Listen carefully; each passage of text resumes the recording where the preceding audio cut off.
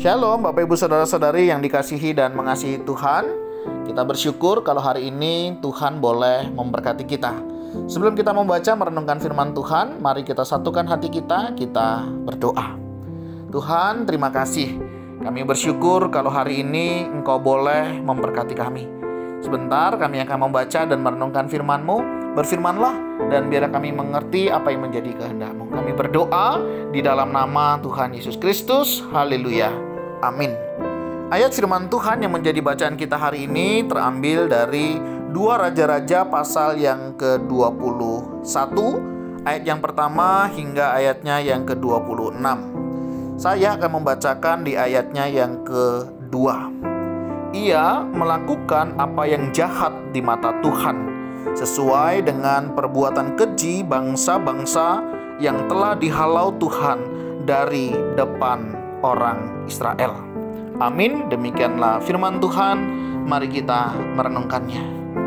Bapak Ibu Saudara yang dikasihi dan mengasihi Tuhan, ayat firman Tuhan hari ini boleh mengingatkan kita bagaimana seorang Manasye, seorang raja Yehuda itu melakukan apa yang jahat di mata Tuhan. Saudara, ketika berbicara tentang melakukan apa yang jahat di mata Tuhan, tentunya ini menjadi sebuah tantangan tersendiri bagi seorang pemimpin ketika seorang pemimpin melakukan apa yang jahat di mata Tuhan. Karena bukan hanya dirinya saja yang mendapatkan konsekuensinya, tetapi juga umatnya, orang-orang yang ada di dalam pimpinannya. Nah, Bapak Ibu Saudara, hal ini tentunya mengingatkan kita sebagai seorang pimpinan mungkin, atau sebagai seorang kepala keluarga mungkin. Ini mengingatkan bagaimana seharusnya kita bersikap ketika kita diberikan kekuasaan. Apakah kita menyalahgunakan kekuasaan kita dengan kita melakukan apa yang kita mau, bukan apa yang Tuhan mau. Karena konsekuensinya bukan hanya tentang pekerjaan kita, status kita, tetapi juga bisa berdampak kepada apa yang dipercayakan kepada kita. Apakah itu pekerjaan, apakah itu pelayanan, apakah itu juga keluarga, yang tentunya orang-orang yang ada di sekitar kita yang juga akan menerima segala konsekuensinya. Bapak Ibu Saudara, hal ini mengingatkan kita kembali bagaimana seharusnya kita yang diberikan kepercayaan memimpin, misalnya di tengah keluarga, di tengah pekerjaan, ataupun di dalam pelayanan, untuk memiliki sikap hati yang taat, yang takut akan Tuhan. Karena ketika kita sudah tidak lagi takut akan Tuhan, kita sudah tidak lagi taat akan Tuhan, akan sangat mungkin kita akan melakukan apa yang jahat di mata Tuhan. Dan yang tentunya hal ini tidak menyenangkan hati Tuhan. Tuhan menghendaki setiap kita hidup taat, melakukan apa yang menjadi kehendaknya.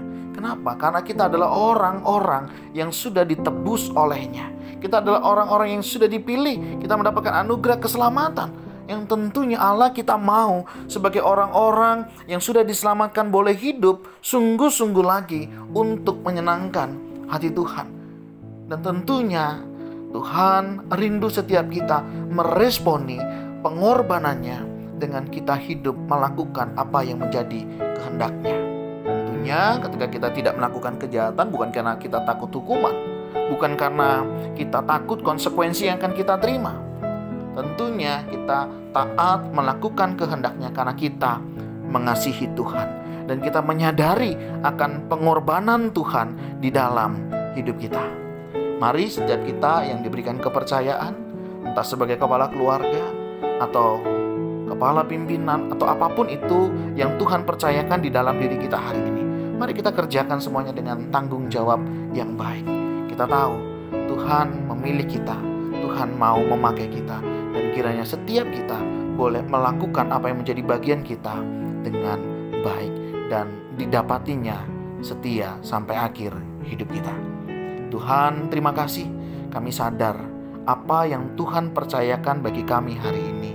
Kami rindu Tuhan, kami boleh melakukannya seturut dengan kehendak-Mu. Kami sadar kami bisa jatuh, kami bisa gagal. Oh Tuhan, tolong ingatkan kami, dan kiranya kami dengan apa yang Engkau percayakan, kami boleh melakukan apa yang menjadi kehendak-Mu dengan baik. Apapun tugas, pekerjaan, pelayanan yang Engkau percayakan kepada kami hari ini, kiranya setiap kami bisa mengerjakannya dengan baik. Ampuni akan kegagalan dan kelemahan kami, dan kiranya Engkau boleh menolong dan memampukan kami. Terima kasih ya Tuhan.